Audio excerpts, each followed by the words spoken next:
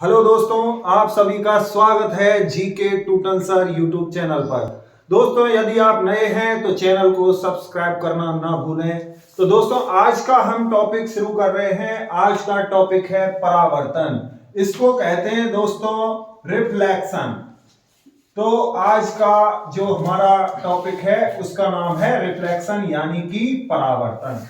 दोस्तों, सबसे पहले परावर्तन जो होता है वो क्या होता है इसके बारे में समझेंगे हम। तो परावर्तन क्या होता है?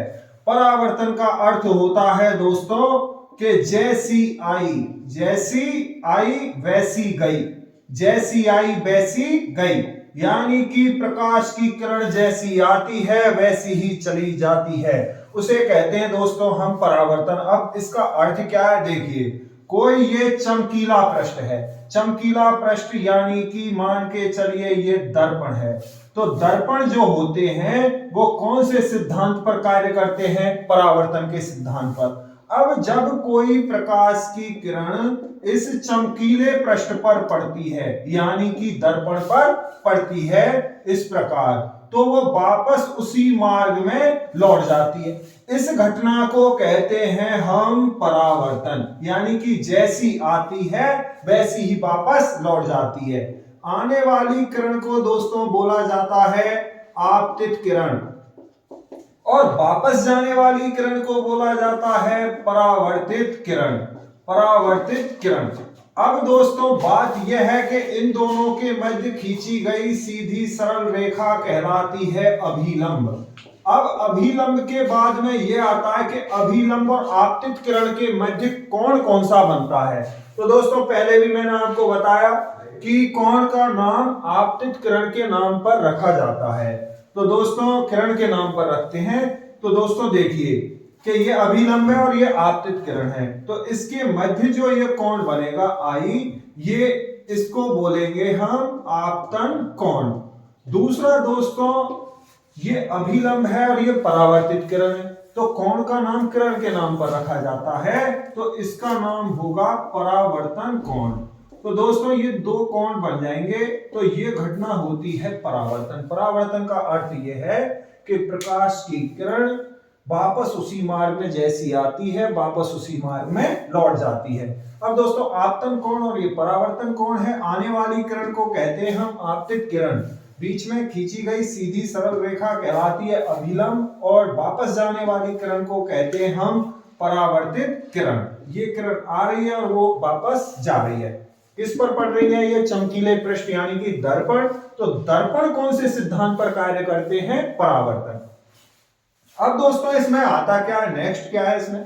तो देखिए सबसे पहली बात यह है कि आपतित किरण, अभिलंब और परावर्तित किरण तीनों एक ही तल में स्थित होते हैं। ये तीनों दोस्तों एक ही तल में स्थित होते हैं। देखिए कि आपतित किरण, अभिलंब और परावर्तित किरण तीनों एक ही तल में स्थित होते हैं। नेक्स्ट दोस्तों, इस घटना में आपतन कोण और परावर्तन कोण का मान बराबर होता है, यानी कि यदि इसका मान 30 डिग्री है तो इसका मान भी 30 डिग्री होगा, यानी कि दोनों कोणों का मान बराबर होता है। इस घटना में दोस्तों प्रकाश की चाल, आवृत्ति और तरंग दैर्घ्य, प्रकाश की चाल, आवृत्ति और तरंग दैर्घ्य नहीं बदलती है, तरंग दैर्घ्य नहीं बदलती है। लेकिन दोस्तों जो घटना होती है अपवर्तन की, अपवर्तन में चेंज हो जाता है इनमें से, लेकिन परावर्तन की घटना में प्रकाश किरण की जो चाल है, आवृत्ति है और तरंग दैर्घ्य है वो नो चेंज रहेंगी, यानी कि इनमें कोई परिवर्तन नहीं होगा। तो दोस्तों बात यह है कि हमने इसमें 3 पॉइंट के बारे में पढ़ा है। पहला हमने पढ़ा है कि आपतित किरण, अभिलंब और परावर्तित किरण तीनों एक ही तल में स्थित होते हैं। दूसरा हमने पढ़ा कि आपतन कोण का मान परावर्तन कोण के मान के बराबर होता है। तीसरा हमने पढ़ा कि इसमें प्रकाश किरण की चाल, आवृत्ति और तरंग दैर्घ्य नहीं बदलते हैं। बाकी अपवर्तन में दोस्तों क्या होता है कि अपवर्तन में चाल और तरंग दैर्घ्य तो बदल जाते हैं, लेकिन आवृत्ति अपवर्तन में भी नहीं बदलती है।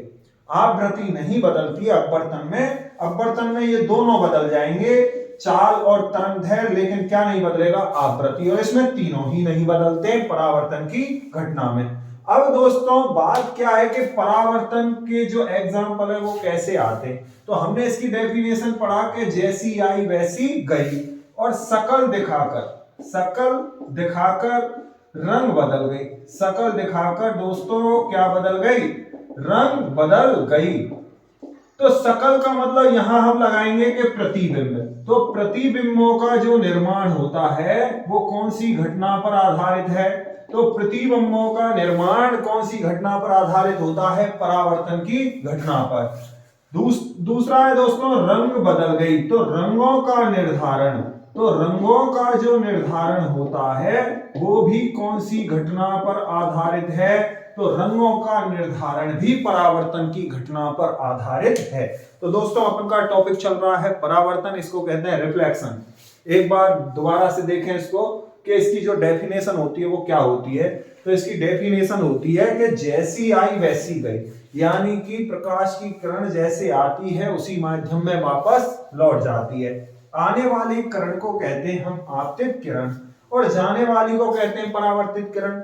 बीच में खींची गई सीधी सरल रेखा दोस्तों कहलाती है अभिलंब, और अभिलंब और आपतित किरण के मध्य बने कोण को कहते हैं आपतन कोण। कोण का नाम हमेशा किरण के नाम पर रखा जाता है। दोस्तों वापस जो किरण गई उसको नाम दिया हमने परावर्तित किरण, और परावर्तित किरण और अभिलंब के मध्य बने कोण को कहते हैं परावर्तन कोण। फर्स्ट जो इसका रूल्स है परावर्तन का वो है कि तीनों एक ही तल में स्थित होते हैं। तीनों कौन है, आपतित किरण, अभिलंब और परावर्तित किरण। नेक्स्ट सेकंड जो रूल्स है वो है कि आपतन कोण का मान परावर्तन कोण के मान के बराबर होगा। और तीसरा है कि इस घटना में प्रकाश किरण की चाल, आवृत्ति और तरंग दैर्घ्य नहीं बदलते हैं। अब दोस्तों आती है बात उदाहरण की। तो उदाहरण में हमें एक लाइन याद रखनी है कि शकल दिखाकर रंग बदल गई, यानी कि प्रतिबिंबों का निर्माण और रंगों का निर्धारण कौन सी घटना पर आधारित है, परावर्तन। अब दोस्तों इन रंगों का निर्धारण कैसे होता है, तो यदि कोई वस्तु हमें लाल दिखाई दे रही है तो वो क्यों दिखाई दे रही है, क्योंकि वह वस्तु लाल रंग को परावर्तित कर रही है। तो लाल रंग को परावर्तित करने वाली वस्तु हमें कैसी दिखेगी, लाल। दूसरा हम देख सकते हैं कि कोई वस्तु हमें पीली दिखाई दे रही है, तो वो क्यों दिखाई दे रही है, क्योंकि वो पीले रंग को परावर्तित कर रही है। लेकिन दोस्तों ये नियम काली और सफेद पर लागू नहीं होता है, काली व सफेद पर लागू नहीं होता है, क्योंकि काली को वह वस्तु दिखाई देगी हमें जो सभी रंगों को अवशोषित कर लेती है, यानी कि सभी प्रकाश को अवशोषित करने वाली जो वस्तु दिखेगी वो हमें दिखेगी काली, और सभी रंगों को परावर्तित करने वाली यानी संपूर्ण प्रकाश को परावर्तित करने वाली वस्तु हमें कैसी दिखाई देगी, सफेद। इन दोनों को छोड़कर यदि कोई जिस रंग को परावर्तित करेगी वो वैसी ही दिखाई देगी। जैसे लाल रंग को परावर्तित कर रही है तो लाल, पीले को कर रही है तो पीली, लेकिन काली सभी रंगों को अवशोषित करती है और सफेद सभी रंगों को परावर्तित करती है। तो इसलिए दोस्तों हम सर्दियों में काले कपड़े पहनते हैं और गर्मियों में पहनते हैं सफेद कपड़े, जिससे कि हीट बनी रहे, जिससे कि हीट कम हो जाए। अब नेक्स्ट दोस्तों बात करते हैं हम अगला कि ये जो हमें किसी भी लाइट में जाने पर, प्रकाश में जाने पर कौन सा कलर कैसा दिखाई देता है इसके बारे में जानेंगे। तो इसका रूल्स है दोस्तों, रूल्स ये है कि दुनिया की सभी वस्तुएं एक तो स्वयं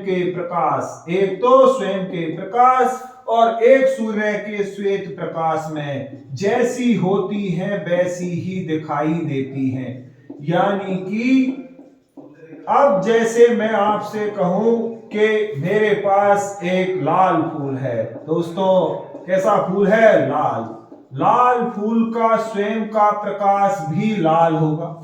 लाल फूल का स्वयं का प्रकाश है लाल, और सूर्य का प्रकाश होता है श्वेत। और तीसरा मैंने लिख दिया पीला, अगला लिख दिया नीला, अगला लिख दिया हरा। मैंने आपसे कहा कि लाल फूल को लाल प्रकाश में ले जाने पर यह कैसा दिखाई देगा। तो दोस्तों एक तो स्वयं का प्रकाश और एक श्वेत प्रकाश में वस्तु जैसी होती है वैसी ही दिखाई देती है। तो लाल में भी लाल फूल कैसा दिखेगा, लाल, और श्वेत में भी कैसा दिखेगा, लाल, और इन सब में हो जाएगा काला कलूटा, इन सब में दिखाई देगा दोस्तों ये काला। अब मैंने आपसे कहा है कि मान के चलिए इसके स्थान पर है पीला फूल, तो पीले फूल का स्वयं का प्रकाश होगा पीला, तो पीले में कैसा दिखेगा, पीला, और श्वेत प्रकाश में भी कैसा दिखेगा, पीला। तो पीले प्रकाश में दिखेगा पीला और श्वेत प्रकाश में पीला, और बाकी सब में कैसा हो जाएगा दोस्तों, काला।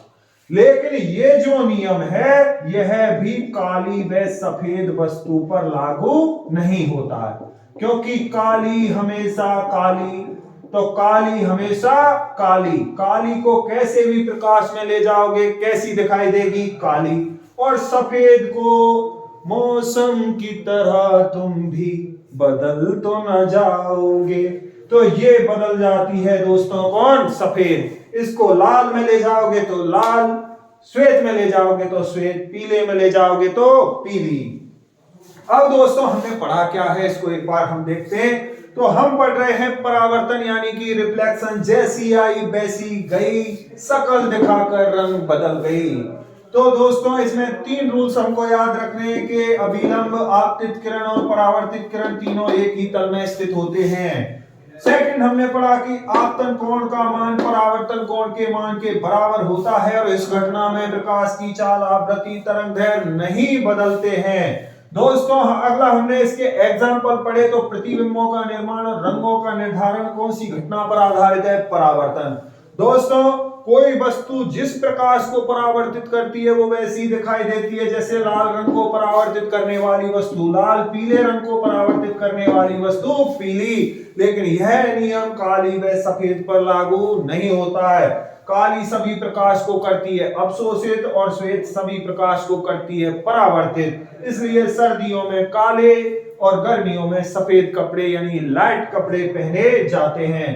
दोस्तों नेक्स्ट जो रूल्स है वो है कि दुनिया की सभी वस्तुएं स्वयं के प्रकाश और उसके प्रकाश यानी कि सूर्य का प्रकाश होता है श्वेत प्रकाश, इन दोनों में जैसी होती हैं वैसी ही दिखाई देती हैं। तो दोस्तों जैसे पीला फूल है तो पीले फूल का स्वयं का प्रकाश है पीला, तो पीले में दिखेगा पीला। उसके बाद में उसका प्रकाश है दोस्तों श्वेत, तो श्वेत में दिखेगा पीला, बाकी सब में हो जाएगा काला। लेकिन दोस्तों यह नियम भी काली व सफेद पर लागू नहीं होता है। काली हमेशा काली, जैसे भी प्रकाश में ले जाओगे वैसी दिखाई देगी, यानी कि काली ही दिखाई देगी, और सफेद को जिस प्रकाश में ले जाओगे उसी का रंग उस पर चढ़ जाएगा। तो दोस्तों ये घटना होती है हमारी परावर्तन। तो नेक्स्ट घटना के बारे में पढ़ते हैं दोस्तों। तो नेक्स्ट हमारी जो है घटना वो है प्रकीर्णन। तो दोस्तों अब हम जानेंगे प्रकीर्णन। तो प्रकीर्णन में दोस्तों हमसे एग्जाम्पल पूछे जाते हैं, तो प्रकीर्णन के बारे में हमें पढ़ना है। दोस्तों बात करें प्रकीर्णन क्या है, तो ये कोई भी धूल या मिट्टी का कण है, छोटा ही बना है, धूल मिट्टी का कण है। जब इस पर कोई प्रकाश की किरण पड़ती है तो इसके द्वारा इसको चारों तरफ बिखेर दिया जाता है, यानी कि किसी कण के द्वारा प्रकाश किरण को बिखेरने की घटना कहलाती है दोस्तों प्रकीर्णन। आपने इससे पहले पढ़ा होगा वर्ण विक्षेपण। आप बताइए सर्वाधिक जो प्रकीर्णन होता है वो कौन से रंग का होता है, तो सर्वाधिक प्रकीर्णन कौन से रंग का होता है आपको बताना है। तो बैंगनी, नीला, हरा या पीला। तो हमारा आंसर होगा दोस्तों सर्वाधिक प्रकीर्णन किसका होता है, बैंगनी का, क्योंकि बैंगन का सब कुछ ज्यादा हमने इससे पहले पढ़ा था। तो दोस्तों कण के द्वारा प्रकाश किरण को बिखेरने की घटना क्या कहलाती है, प्रकीर्णन। और धूल मिट्टी के कणों द्वारा जो प्रकीर्णन होता है उसे कहते हैं दोस्तों रैले प्रकीर्णन। तो उसको बोला जाता है रैले प्रकीर्णन। अब दोस्तों प्रकीर्णन के उदाहरण आते हैं। तो उदाहरण में हमें एक शब्द टटोलना है, केवल रंग। यदि किसी उदाहरण में कौन सा शब्द हो रंग, तो हम पकड़ जाएंगे कि वो किसका उदाहरण है, प्रकीर्णन का। जैसे प्रश्न आता है कि आकाश का रंग नीला दिखाई देना, आकाश का रंग नीला दिखाई देना। तो रंग आ रहा है तो अपन का आंसर क्या होगा दोस्तों, प्रकीर्णन। तो प्रकीर्णन में हमें एक शब्द याद रखना है, रंग। इसके उदाहरणों को पकड़ने के लिए यदि किसी भी उदाहरण में रंग आए, रंग, तो अपन पकड़ जाएंगे वो आंसर होगा प्रकीर्णन। जैसे आकाश का रंग नीला दिखाई देना, कौन सी घटना पर आधारित है दोस्तों, प्रकीर्णन। किसी कण के द्वारा प्रकाश की किरण को बिखेरने की घटना कहलाती है प्रकीर्णन। और जब यह प्रकीर्णन धूल के कणों द्वारा होता है तो उसे कहा जाता है रेले प्रकीर्णन। अब दोस्तों बात करें प्रकीर्णन से संबंधित एक प्रभाव है टिंडल प्रभाव, उसको भी हम आगे पढ़ेंगे। तो एक छोटी सी घटना है व्यतिकरण। व्यतिकरण इसको कहते हैं इंटरफेरेंस, व्यतिकरण। इसको अपन में एक शब्द याद रखना है अपन को, रंगीन। यदि किसी उदाहरण के मध्य में आए रंगीन शब्द, रंगीन, और रंग आ जाए तो प्रकीर्णन, और रंगीन आए तो व्यतिकरण। तो जैसे अपन का एग्जाम्पल है कि साबुन के बुलबुलों का, साबुन के बुलबुलों का रंगीन दिखाई देना, साबुन के बुलबुलों का रंगीन दिखाई देना। तो रंगीन शब्द आ रहा है तो हमारा आंसर होगा व्यतिकरण। जैसे गीली सड़क पर फैले हुए पेट्रोल का, गीली सड़क पर फैले हुए पेट्रोल का रंगीन दिखाई देना, तो शब्द आ रहा है दोस्तों रंगीन। तो हमारा आंसर होगा व्यतिकरण। इसी प्रकार किसी भी उदाहरण में हमको एक शब्द देखना है रंगीन। यदि रंगीन आए तो हमारा आंसर होगा दोस्तों व्यतिकरण। तो आज हमने पहली घटना पढ़ी और उसका नाम था दोस्तों परावर्तन। सेकंड हमने पढ़ी, उसका नाम था प्रकीर्णन। थर्ड हमने पढ़ी है, उसका नाम है व्यतिकरण। और नेक्स्ट के बारे में जानेंगे हम ध्रुवण, यानी कि पोलराइजेशन। तो ध्रुवण के बारे में, तो ध्रुवण क्या होता है। ध्रुवण से दोस्तों हमारी जो दृष्टि होती है वो स्पष्ट हो जाती है, यानी कि जिस चीज को हम नहीं देख पा रहे उसको इस घटना के द्वारा हम देख सकते हैं। ये ध्रुवण की जो घटना होती है केवल प्रकाश में होती है, केवल प्रकाश में होती है। ये घटना ध्वनि में नहीं होती है। तो इन दोनों में जो अंतर किया जाता है प्रकाश और ध्वनि में, वो कौन सी घटना के आधार पर किया जाता है, ध्रुवण की घटना के आधार पर किया जाता। इसमें हमारी दृष्टि होती है स्पष्ट। अब ये ध्रुवण कैसे होता है, तो हमें पता है कि ये कोई भी टॉर्च है, और टॉर्च है या फिर कोई भी बल्ब है, तो इन सब से जो निकलने वाला प्रकाश होगा वो प्रकाश के जो कंपन होते हैं वो रैंडम होते हैं, यानी कि इस प्रकाश में रैंडम वाइब्रेशन होता है।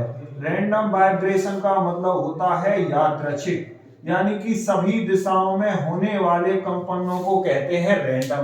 तो यह प्रकाश होता है अध्रुवित प्रकाश।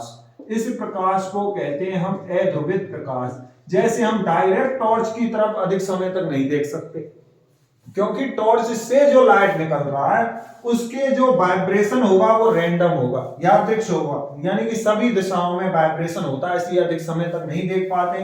तो अध्रुवित प्रकाश में जो हमारी दृष्टि होती है वो अस्पष्ट होती है। अस्पष्ट यानी कि हम अधिक समय तक उसको नहीं देख पाते हैं। अब दोस्तों बात करें कि इस को हम अध्रुवित प्रकाश को ध्रुवित प्रकाश में कैसे बदलते हैं, तो ये हमारे पास में है पॉलेराइड कांच।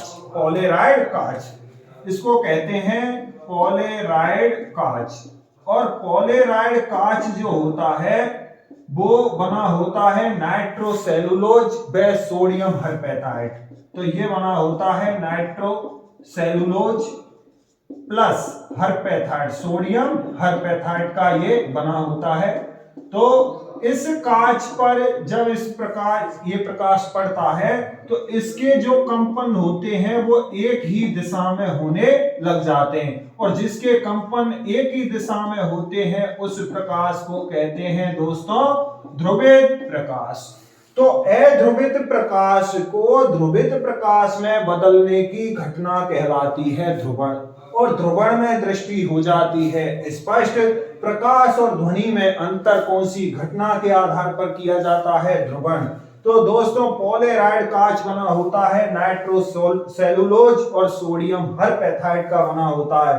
दोस्तों अध्रुवित प्रकाश के कंपन होते हैं रैंडम, जबकि ध्रुवित प्रकाश के कंपन होते हैं एक दिशा में। तो दोस्तों इस प्रकार जो वाहनों की खिड़कियां होती हैं, जैसे ट्रेन की खिड़कियां, वायुयान की खिड़कियां, तो उनसे हम सूर्य को, टॉर्च को या बल्ब को अधिक समय तक देख सकते हैं, क्योंकि उनकी खिड़कियों के जो कांच होते हैं दोस्तों वो होते हैं पॉलीराइड कांच। अब इसके बाद में दोस्तों हम 3D फिल्म देखने जाते हैं। तो 3D जो फिल्म होती है तो वहां गोगल्स दिए जाते हैं, चश्मे दिए जाते हैं, तो उन चश्मों का जो कांच होता है वो भी होता है पॉलीराइड कांच। इसलिए हमारी ये पॉलीराइड कांच जो है वो दृष्टि को बनाता है स्पष्ट। और ध्रुवण की घटना केवल कौन सी तरंगों में होती है? प्रकाश तरंग में, क्योंकि प्रकाश तरंगों की प्रकृति होती है अनुप्रस्थ, तो ये घटना केवल अनुप्रस्थ तरंगों में होती है। तो दोस्तों आज हमने सबसे पहले पढ़ा परावर्तन, उसके बाद हमने पढ़ा प्रकीर्णन, व्यतिकरण और ध्रुवण। तो दोस्तों इसके बाद में नेक्स्ट पढ़ेंगे हम नेक्स्ट डे। तो आप यदि नए हैं, अभी जुड़े हैं, तो वीडियो का पूरा देखें और चैनल को शेयर भी करें, सब्सक्राइब भी करें। नमस्कार।